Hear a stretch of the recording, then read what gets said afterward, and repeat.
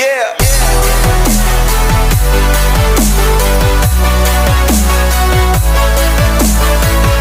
Assalamualaikum warahmatullahi wabarakatuh. Saya Rizky Tiara Putri dari penyelesaian sengketa ekonomi syariah kelas D. Di sini saya akan mereview ulang mengenai pelaksanaan dan pembatalan putusan Basarnas dalam sengketa ekonomi syariah yang sudah dipaparkan oleh kelompok 11 tadi. Di dalam makalah terdapat pembahasan mengenai prosedur pelaksanaan putusan Basarnas dalam sengketa ekonomi syariah dan prosedur pembatalan putusan Basarnas dalam sengketa ekonomi syariah. Sebelum masuk ke dalam pembahasan, di sini terdapat tujuan didirikannya dan fungsi Basarnas berdasarkan isi dari pasal 4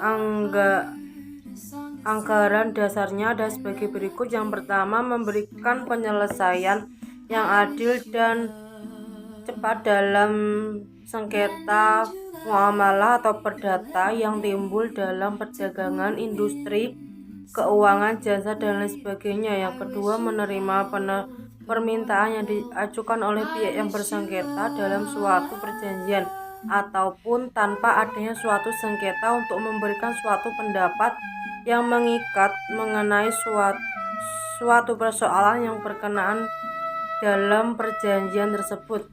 Yang ketiga, adanya Basarnas sebagai suatu lembaga permanen berfungsi untuk menyelesaikan kemungkinan terjadinya sengketa perdata di antara bank-bank syariah dengan para nasabahnya atau pengguna jasa mereka pada khususnya, dan antara sesama umat muslim yang melakukan hubungan-hubungan keperdataan yang menjadikan syariat Islam sebagai dasarnya pada umumnya adalah merupakan suatu kebutuhan yang sungguh nyata.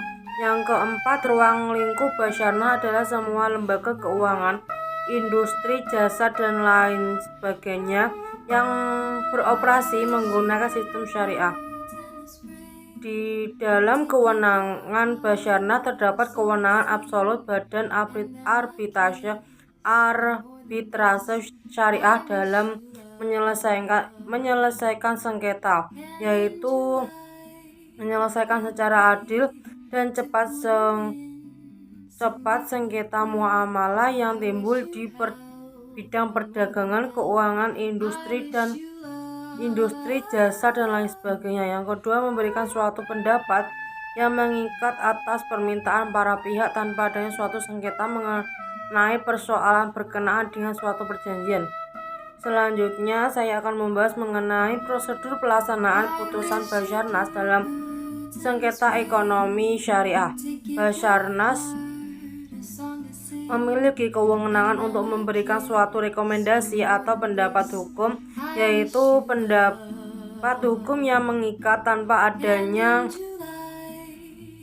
suatu persoalan yang tertentu yang berkenaan dengan pelaksanaan perjanjian yang sudah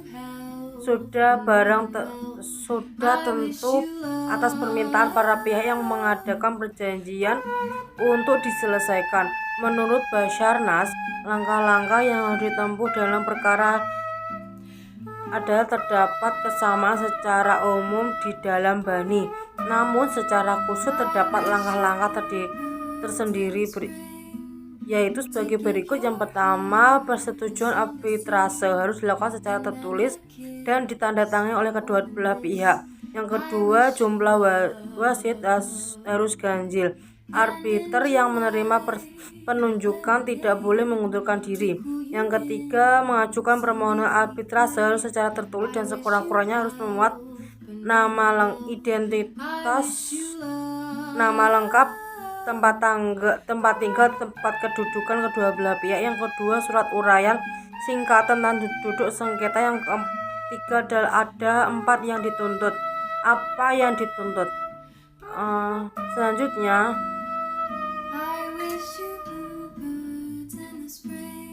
peraturan prosedur yang disusun oleh Basarnas mengenai pendaftaran, pemeriksaan sampai putusan dan tata biaya tetap mengacu pada Undang-Undang Nomor 30 Tahun 1999 tentang arbitrase dan alternatif penyelesaian sengketa.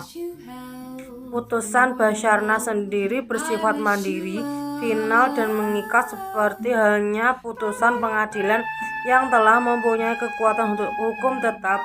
Jika putusan tersebut diterima dan dilaksanakan secara sukarela oleh pihak yang telah kalah dalam persidangan, akan tetapi jika pihak yang kalah dalam perkara tidak melaksanakan putusan Basarnas dengan sukarela, maka diperlukan peran lembaga pengadilan sebagai pihak yang berwenang melakukan eksekusi putusan yang dikeluarkan oleh Basarnas. Adapun lembaga pengadilan yang berwenang melaksanakan eksekusi putusan Basarnas saat ini adalah Pengadilan Agama.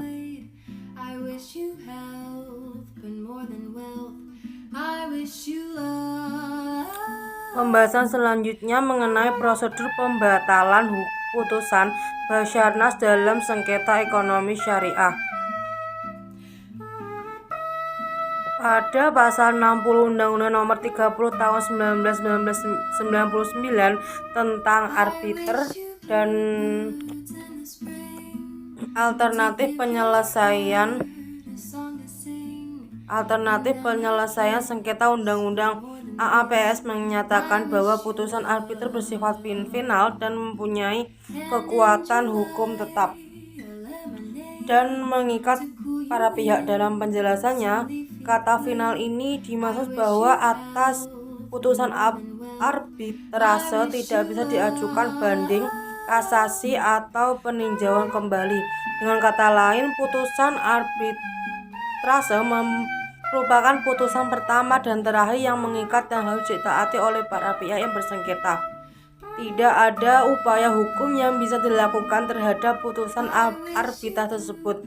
Namun, pasal 70 sampai dengan 73 Undang-Undang AAPS memberikan peluang bagi para pihak yang bersengketa untuk mengajukan pembatalan putusan arbitrase ke pengadilan.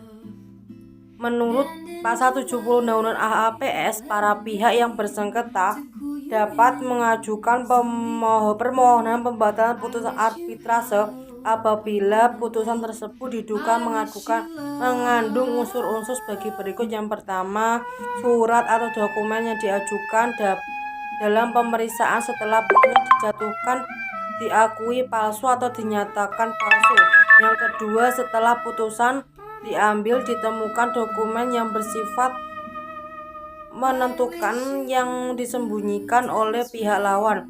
Atau yang ketiga, putusan diambil dari hasil tipu muslihat yang dilakukan oleh salah satu pihak dalam pemeriksaan sengketa. Sekian penjelasan dari saya. Wassalamualaikum warahmatullahi wabarakatuh.